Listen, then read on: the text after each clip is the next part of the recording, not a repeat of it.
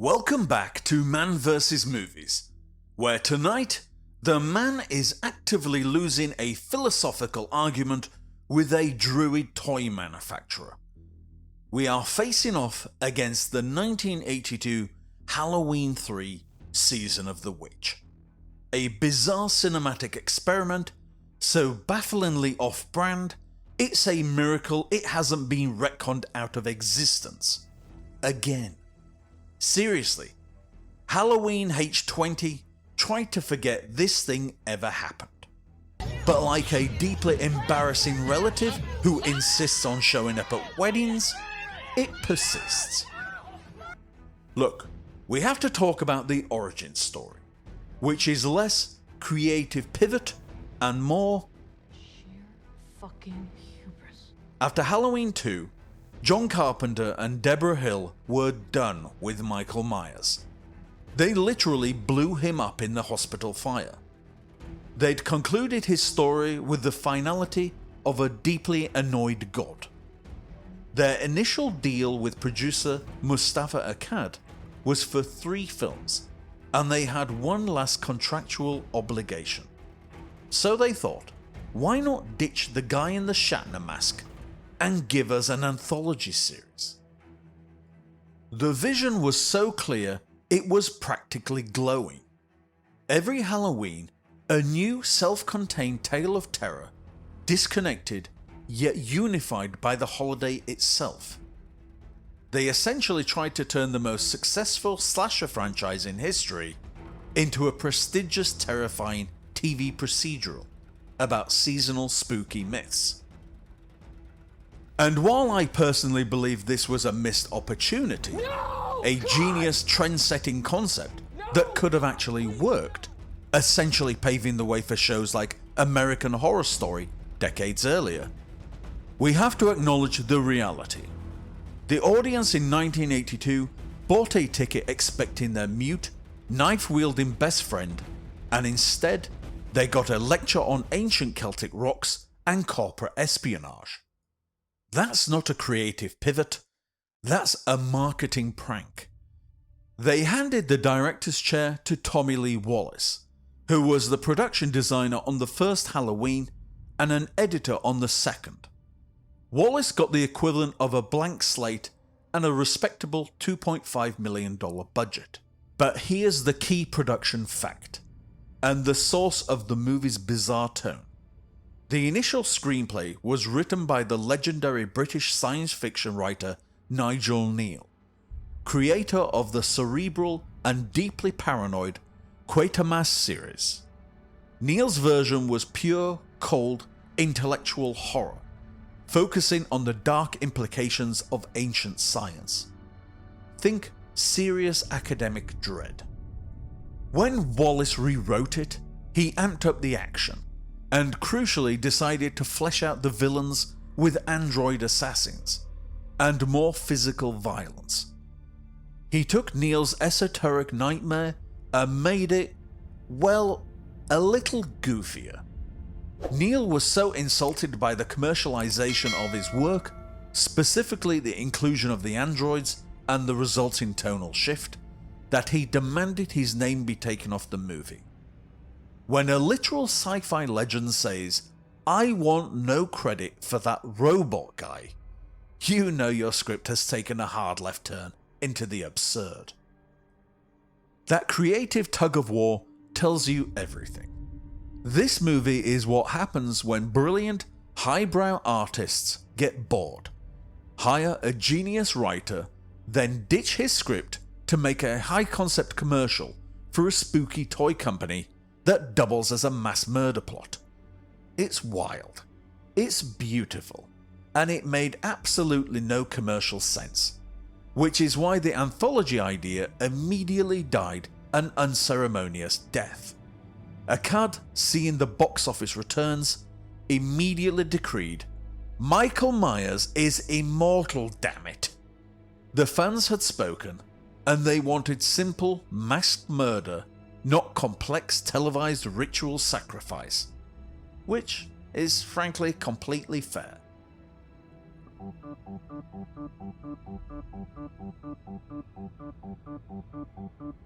our plot centers on the most aggressively incompetent protagonist in horror history, Dr. Dan Chalice.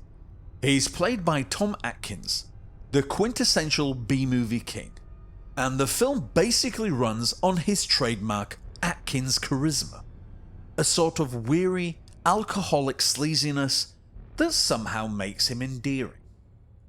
Chalice is a walking disaster, a man whose primary medical focus is maintaining his blood alcohol content and ignoring malpractice suits. He's the kind of doctor who rolls up to the hospital in his trench coat, looking perpetually put upon, and decides solving a murder is more important than, being a good parent or a functional human being.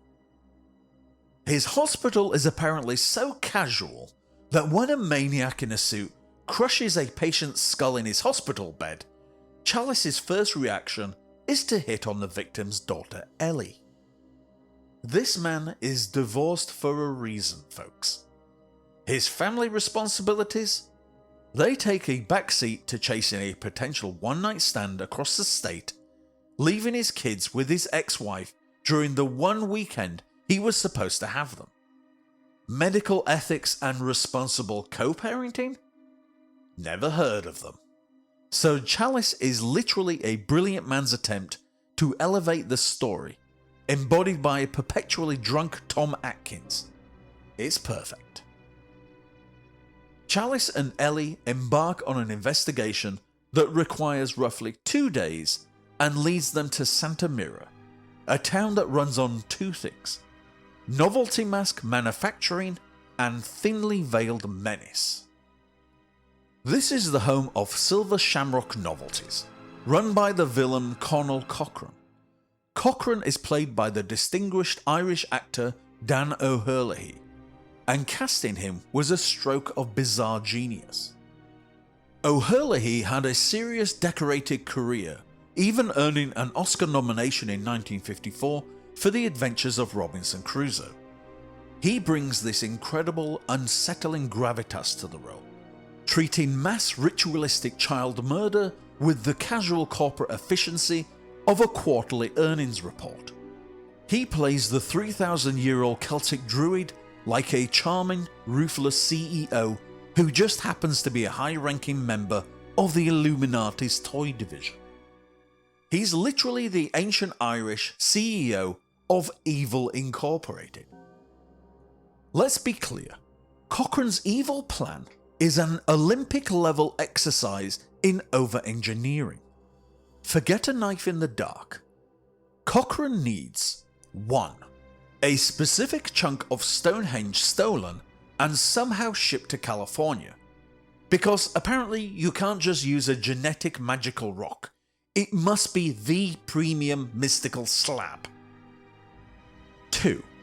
A highly complex factory and machine that converts the rock's energy into microscopic death chips that are somehow implanted into every mask. The shipping, handling and logistics of this alone are a nightmare. 3. A vast network of perfectly interchangeable android assassins, who apparently don't need dental plans, human subtlety, or a believable backstory. 4. A specific timed national TV commercial played at exactly 9 PM Eastern Standard Time, synchronized with the final dark celestial alignment. 5. And of course, a catchy jingle to activate the murder chips in the masks. It's the most high concept, least efficient way to sacrifice children for the sake of ancient magic imaginable. He's literally using his successful toy business, a massive capitalist venture, to fund the end of the world. It's like if the CEO of Hasbro was a 3,000-year-old druid with terrible taste in theme music, specifically because he thinks October 31st is actually the ancient festival of Samhain. And let's be honest, given the complexity of the plot, I'm pretty sure he blew most of his annual budget just on shipping Stonehenge from Wiltshire.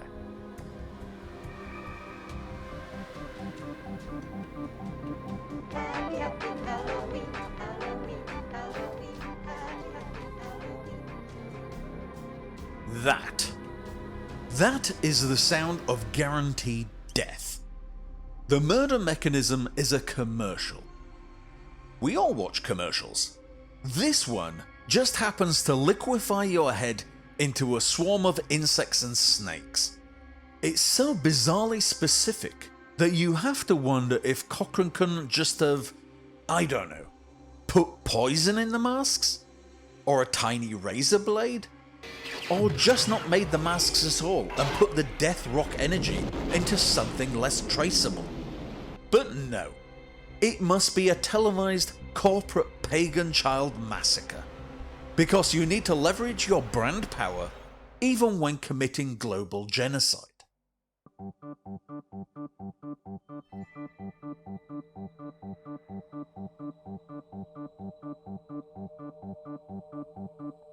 Despite the script being written on a cocktail napkin by a drunk history professor, the production of this movie is undeniably high quality for an early 80s horror flick. It's where the budget actually went. First, the music. Carpenter and his longtime collaborator Alan Howarth delivered a phenomenal score. It's pure, cold, clinical synth horror. They used early digital synthesizers like the Prophet 5 and the Lindrum and created repetitive hypnotic patterns, giving the film this incredible sense of mechanical dread. It sounds less like a scary movie and more like a computer trying to process existential doom. It does all the heavy lifting to convince you that ancient Irish business practices are terrifying. The score is genuinely unsettling, providing a metallic, driving counterpoint to the organic chaos that Cochran is trying to unleash. Oh, and fun fact, the eternally annoying Silver Shamrock jingle, Tommy Lee Wallace wrote that too. He inflicted auditory violence upon a generation. I hear it, and I instinctively check my own skull for microchips. Then we get to the effects, and they are glorious. The special makeup effects were handled by Tom Berman. These weren't cheap jump scares. When the masks activate, we get some of the stickiest, gooeyest, most unsettling practical effects of the era. The skull crushing scene, the dissolving head, it all looks incredibly messy and tactile. It's a complete payoff to the madness, and it's a brilliant example of early 80s biological horror. The ultimate combination of technological precision and stomach-churning organic decay. And finally, the androids. The Silver Shamrock drones are the muscle, the security, and the occasional killer. These guys are tough, they don't talk much, and they are essentially the most boring yet effective robots in science fiction history.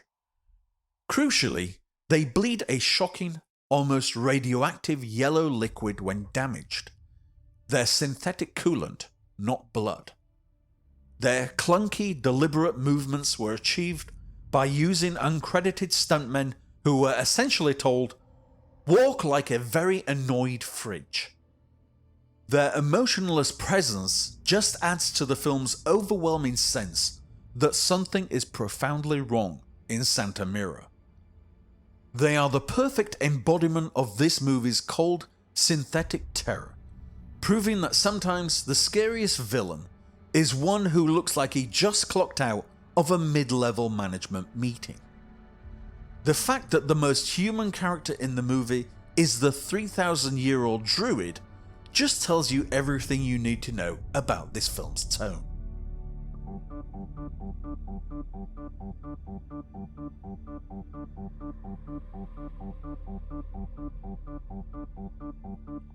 The film was, commercially speaking, a dumpster fire.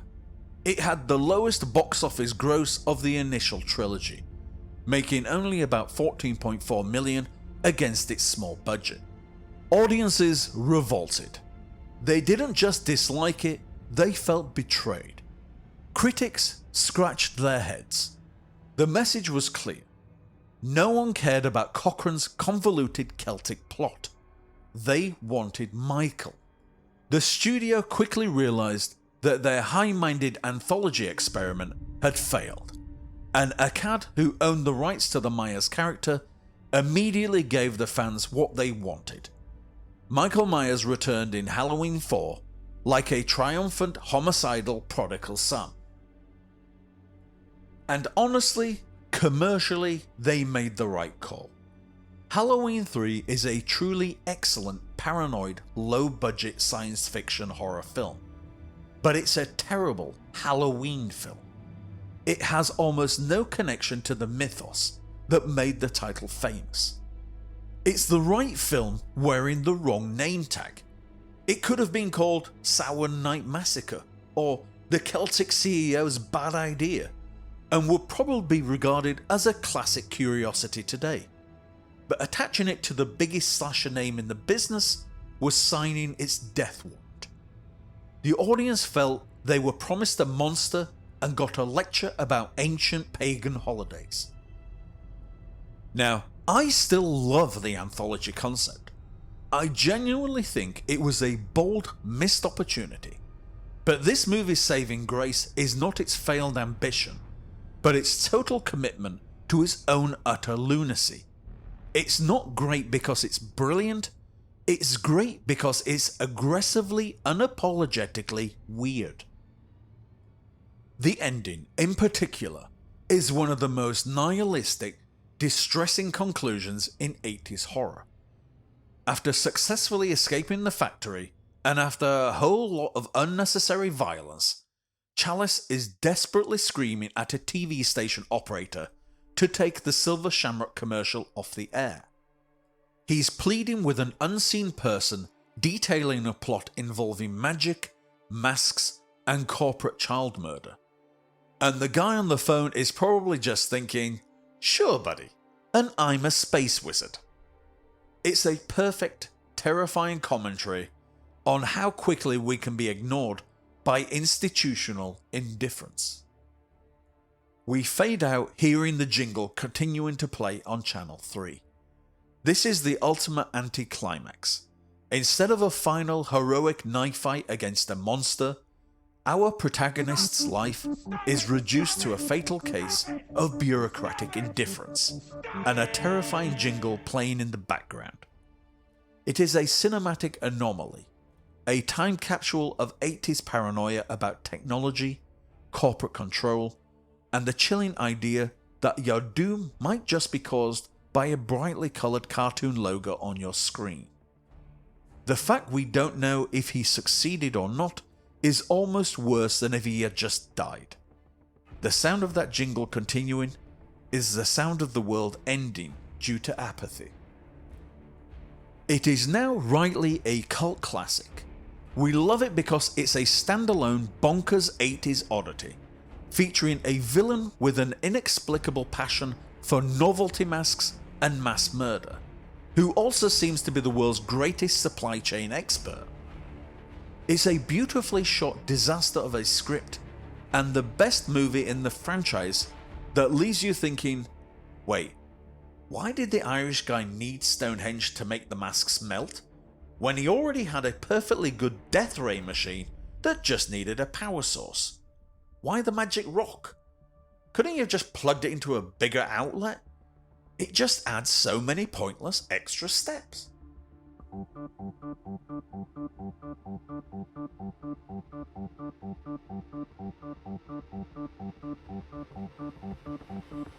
So, that was our deep dive into Halloween 3 Season of the Witch. A movie that fails spectacularly at being a sequel, but succeeds wildly at being completely unforgettable. It's an insane conspiracy film about a man who just wanted to enjoy his one night of co-parenting freedom with a one-night stand, and ended up fighting a suit-wearing robot and an immortal CEO. It's required viewing every October, even if you spend the entire runtime trying to figure out the return on investment on Cochrane's evil business model. He must have spent millions on those androids and that stolen historical artifact. And for what? A one-night spooky sacrifice. That is truly terrible strategic planning. Go watch it. Appreciate the absurdity, the gorgeous sin score, and Tom Atkins' legendary commitment to appearing perpetually put upon and thirsty. He truly is the spiritual avatar of the divorced dad everywhere. I hope you enjoyed this final installment of our Halloween horror special series. What do you think? Was the Silver Shamrock plot masterful, or just a convoluted mess designed to fail quality control checks? Let me know in the comments. Hit that like and subscribe button. And next week we will be returning to our normal transmission with a brand new retrospective look back at another classic movie. Just try not to watch it at exactly 9 o'clock. You know, just in case. Happy Halloween.